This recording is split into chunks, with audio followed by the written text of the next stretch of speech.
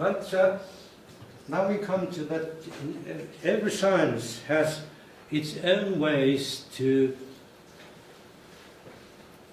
ground the beliefs.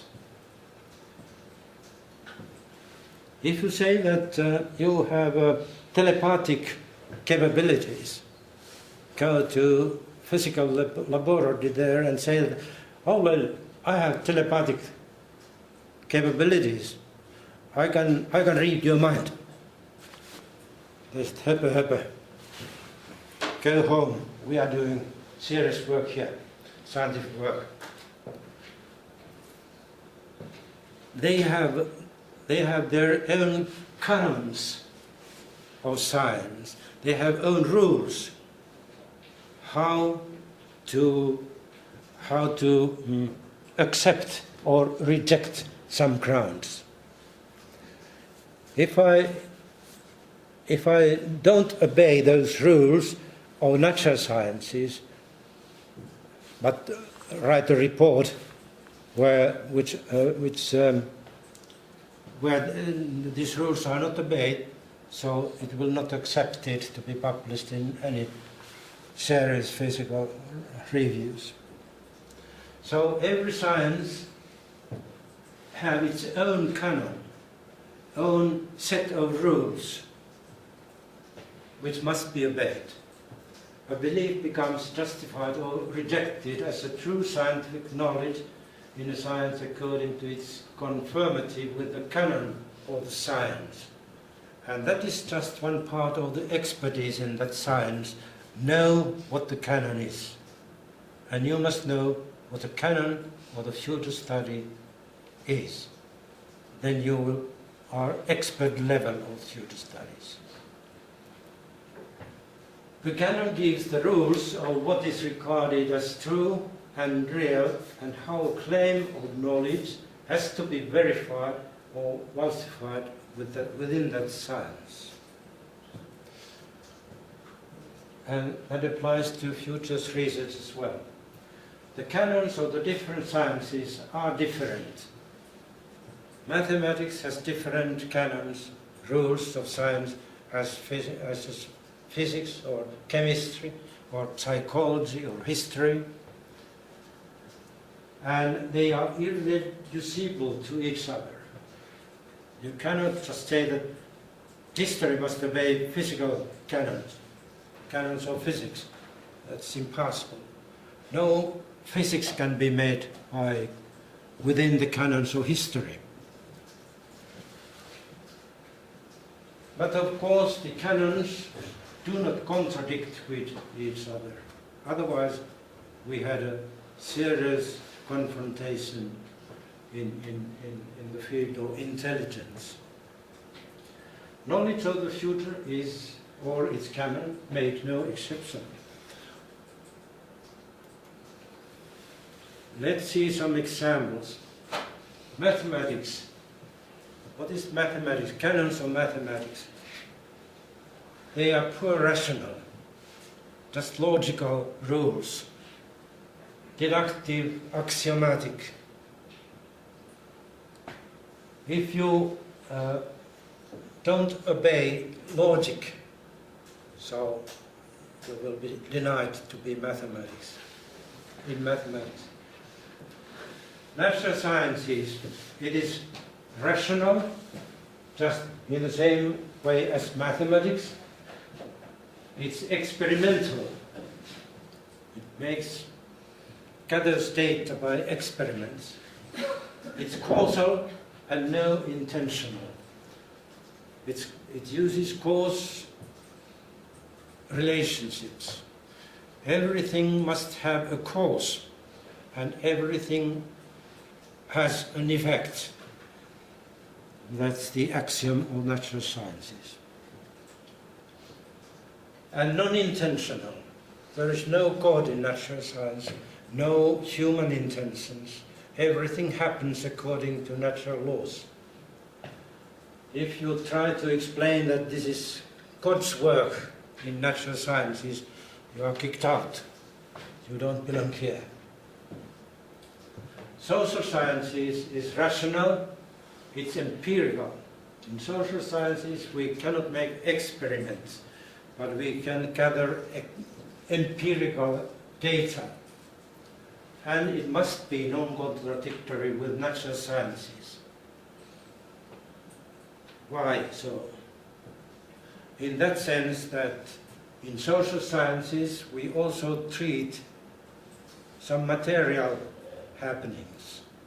And these material happenings cannot be in contradictory what the physics says, what the natural law says that material things obey.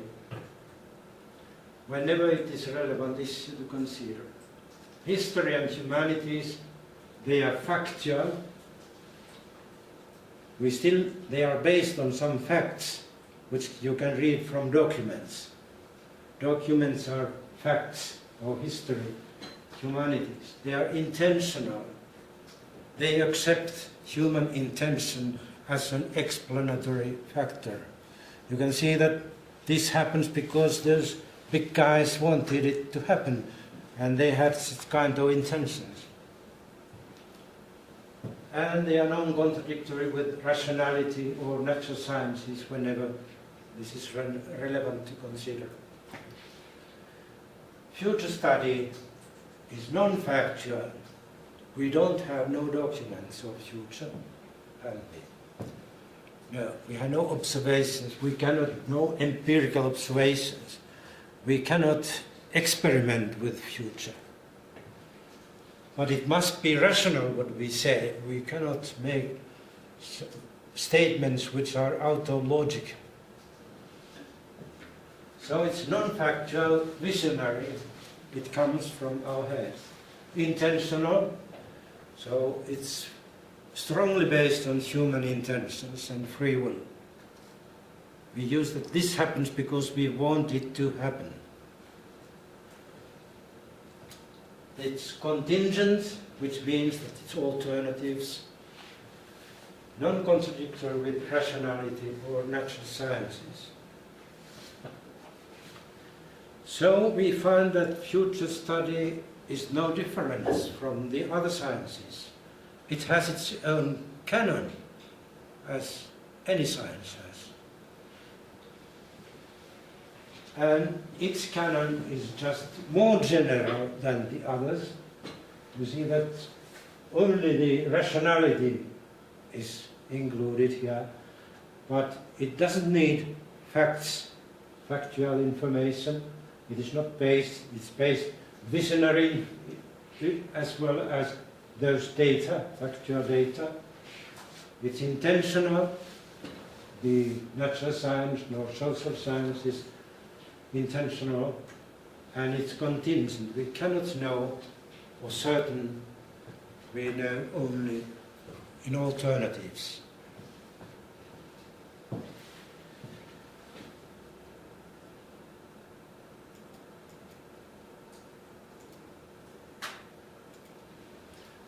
And then we come to some outline of the definition.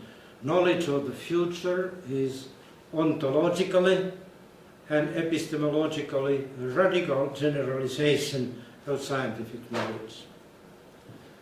Ontologically means that we have to generalize what the knowledge is, what the truth is. In other sciences, knowledge is knowledge about certain things, or the things which can be known certainly within a range. They are not generically intention. And also epistemologically, that taking into account this contingent, intentional, non-factual ontology, we need a special method to study the future. That's why we have a special future studies methods, Delphi and cross-impacts and so on. Future knowledge is non-factual and contingent at the moment of knowing, as its object is contingent. So the future is contingent. It doesn't exist as a future. It exists as a fan of futures. And of course we cannot know exactly what the future is because it's a fan. We know only contingently. It often concerns what human intentions and free will bring about in addition to what happens necessarily and independently from human intentions.